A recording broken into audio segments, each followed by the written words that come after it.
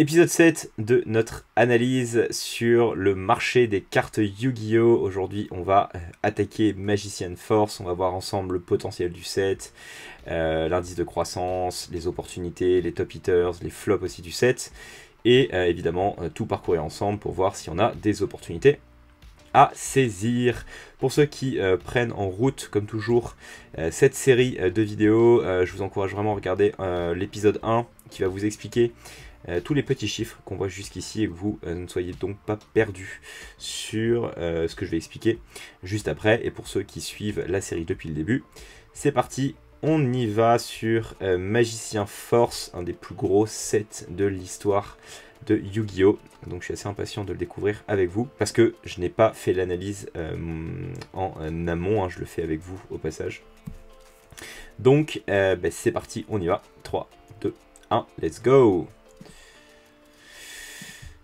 Indice de croissance 82%, une trajectoire de moins 34%, une volumétrie de 42, une médiane à 130 $, une moyenne à 591 $, un all-time high de 80% et un potentiel de 40%. Ouf, très cher ce set, une moyenne à 591 $, donc on voit que tout de suite c'est un set big hitters entre guillemets. All-time high ratio à 80%, donc c'est encore un set qui est quasiment au plus haut. Par contre, qui a une trajectoire de moins 34%, donc clairement il y a des gros gadins qui sont survenus sur le set, on va voir c'est lesquels.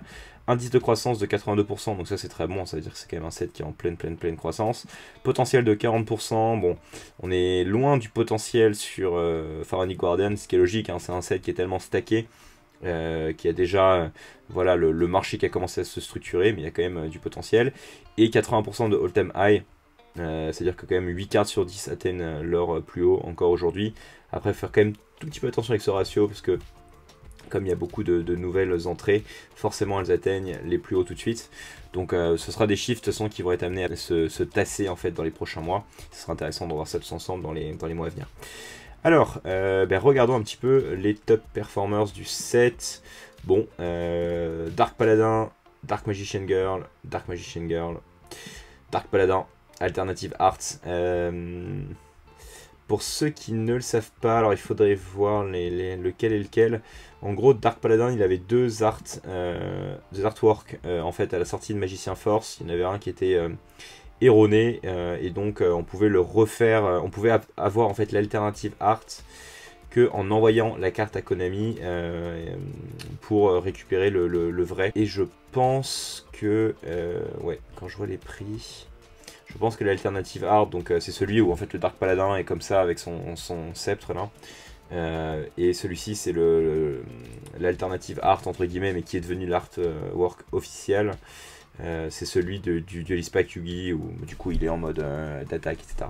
Enfin bref, je fais très mal, mais pour ceux qui veulent comprendre quelle est la différence entre les deux. Et ensuite on a quoi? On a Dragon Canon XYZ, Dark Paladin en Unlimited, Wave Motion Diffusion, Paladin du Dragon Blanc, Dragon Canon XY, Spell Canceller, Breaker, qui est une des top cards, qui arrive quand même assez loin je trouve, Luster Dragon, pourquoi pas, Skill Dark Magician, Amazon Swords, Side Medal Tank, etc. etc.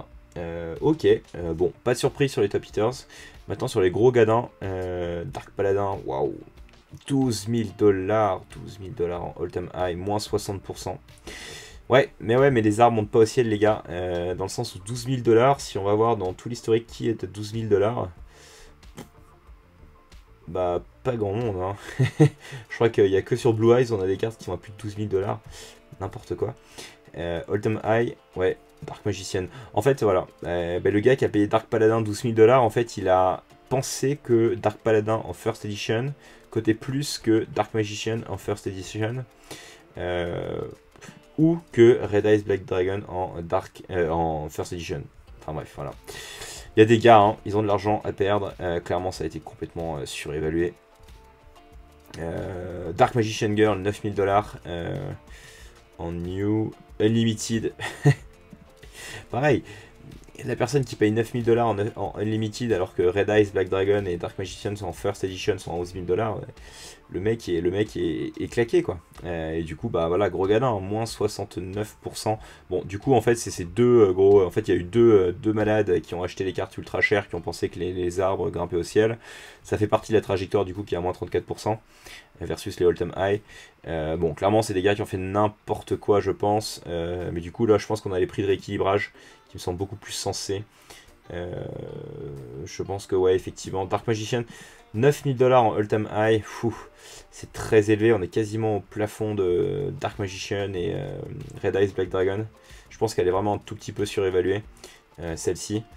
Me fait penser à la chaîne, petit coucou d'ailleurs, à la chaîne de Monster Reborn qui a acheté une collection et qui a topé Dark Magician Girl en First Aid. Si tu vois cette vidéo, fais-la grader, je pense. Parce que si tu as d'autres malades qui sont prêts à l'acheter 9000 dollars et que tu la vends à ce prix-là, je pense que c'est clairement surévalué pour le moment. Donc très bonne affaire à faire.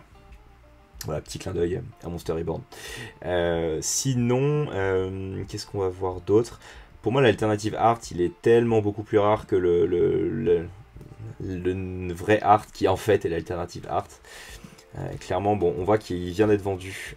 Enfin, en fait, non, il n'a pas été vendu depuis longtemps, en 2019. Ouais, ça, pour moi, c'est un prix qui n'est pas du tout représentatif du coup, parce que sa dernière vente date de fin 2019. De mémoire sur eBay, il est très très très cher. Celui-là, je crois qu'il a plus de 10 000 dollars. Bon, ce qui évidemment est pas cohérent, puisque Dark Magician Girl au plus haut est à 9100 dollars. Mais je pense facile que celle-ci, elle arrive deuxième, voire close avec le Magician Girl aujourd'hui.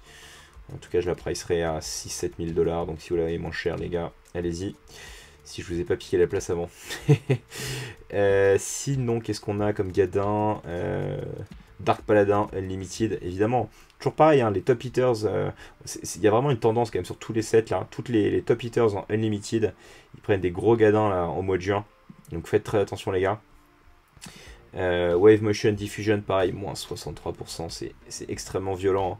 Enfin, il faut se dire que moins 63% des actions qui prennent moins 63% par exemple sur les marchés financiers, on dit que c'est un crash, mais juste impensable. Donc ça, c'est vraiment des crashs, c'est violent quoi. C'est vraiment des gros crashs. Donc il faut faire très attention au all-time high et toujours essayer de comparer les prix des cartes auxquelles vous les achetez versus d'autres cartes. Ce tableau est là pour vous aider aussi. Encore une fois, on l'a vu hein, sur le Labyrinth of Nightmare, il me semble. Hein. Mais les débiles qui ont acheté cylindre magique 3300 dollars, qui sont 3 fois plus chers que le Jinzo en first all-time high, c'est des débiles. Ils n'ont pas fait des bonnes analyses. Donc faites très attention quand même sur les all-time high, les gars. Essayez toujours de pricer la carte versus d'autres cartes et voir ce que vous pouvez acheter au même prix pour voir si c'est cohérent. Encore une fois, le marché n'est pas structuré. D'ailleurs, ce fichier est là pour vous aider à pas faire n'importe quoi. Donc pensez bien à comparer le prix des cartes et vous dire ok, si j'achète un Dark Paladin 3000 dollars aujourd'hui en First Aid, comparativement ça veut dire quoi? Est-ce que qu'est-ce que je pourrais acheter à ce prix là qui semble cohérent, etc. Est-ce que c'est logique? Est-ce que je suis pas en train de surpayer la carte ou pas? Parce qu'il y a un moment, dans tous les cas, dans les mois à venir, ce marché va se structurer, il va y avoir des arbitrages, des rééquilibrages, et les gars qui sont amusés à payer 12 000 dollars un Dark Paladin en First Edition, ils ne retrouveront probablement jamais ces niveaux-là, ou en tout cas pas dans les mois et années à venir. Bref, petite parenthèse, donc faites très attention. Autrement, qu'est-ce qu'on a comme belles aux portes? Amazoness. Bref, c'est des cartes qui sont encore très abordables, mais bon, il faut voir ce qu'on peut avoir à ce prix-là. Honnêtement, je suis pas convaincu quand je vois que sur Fornic Guardian, encore une fois, hein, on a du Lava Golem qui est à 830, Elpomer 660 dollars, Donzaloug 375 dollars. Pour 375 dollars, je préfère 1000 fois aller sur du Donzaloug que sur du Luster Dragon. Par contre, Breaker, c'est une grosse carte, hein, que ce soit de tournoi ou de Yugi, donc au prix de Donzaloug, donc là clairement il y a du potentiel. Après attention, PSA 9, c'est-à-dire qu'il n'y a jamais eu d'achat pour le moment de Breaker en PSA 10, en tout cas pas depuis récemment, donc je pense que Breaker il a jamais été vendu en PSA 10, donc je pense que ouais, son prix est autour de 1500-2000 dollars actuellement, si je me trompe pas. Fait x4 x5 par rapport à la First Aid, ouais, plus 1500 dollars. Donc voilà, si vous le trouvez autour de 1000-1200 dollars en PSA 10, clairement c'est une bonne opportunité je pense. Mais bon, encore une fois, hein, ça prouve que le marché est en structure, enfin en train de se structurer. Et beau potentiel du coup sur Magicien Force. Mais attention quand même, quand je dis beau potentiel, je pense qu'ici il y a 40 des cartes qui étaient surévaluées. Et puis voilà, sur les autres cartes, pas grand chose de plus à dire. Quand on le voit, finalement c'est assez logique, je pense que c'est un set qui est déjà au plus haut en fait. Par rapport à ce qu'on voit là, donc je vois pas trop d'entrée par rapport à Pharaonic Guardian ou d'autres. Si ce n'est sur Paladin du Dragon Blanc, sur Breaker. Je trouve que ces cartes là sont quand même vachement sous-évaluées versus ce qu'elles apportent. Par contre, Dragon Canon X6, putain, quasiment 835$, je trouve ça un peu cher. Bref, c'est un peu un set tout ou rien quoi. Il y a les top hitters qui ont déjà acheté les plus hauts, enfin qui ont déjà tapé les plus hauts, et puis on a tout le reste qui est le ventre mou entre guillemets, il faudra voir comment ça évolue. Mais bon, il y a quand même aussi beaucoup de merde entre guillemets, donc ouais, je m'isquerai pas trop. Voilà. Bon, voilà tout ce qu'il y a à dire, je pense, pour le moment sur Magicien Force. Comme toujours, n'hésitez pas à partager, commenter, liker cette vidéo si le contenu vous plaît. Je suis curieux aussi d'avoir votre avis en commentaire sur ce set, sur tous les chiffres qu'on peut voir ici. Qu'est-ce que vous en pensez? Est-ce que vous pensez qu'il y a encore du potentiel de croissance sur Magicien Force quand on voit les prix des top hitters? Bref, n'hésitez pas à me partager vos commentaires. Et puis comme toujours, n'oubliez pas de vous abonner, rejoignez le Discord, participez au bon développement de la chaîne. Bref, la classique. Et j'ai envie de dire, on se voit demain pour Dark Crisis. Gros set aussi celui-ci. On va voir un peu ce qu'il y a dedans, le potentiel de croissance, les top hitters. On fera l'analyse complète du set demain, donc restez connectés. Quant à moi, je vous souhaite de très bons investissements dans les cartes Yu-Gi-Oh! Et je vous dis à demain. Ciao!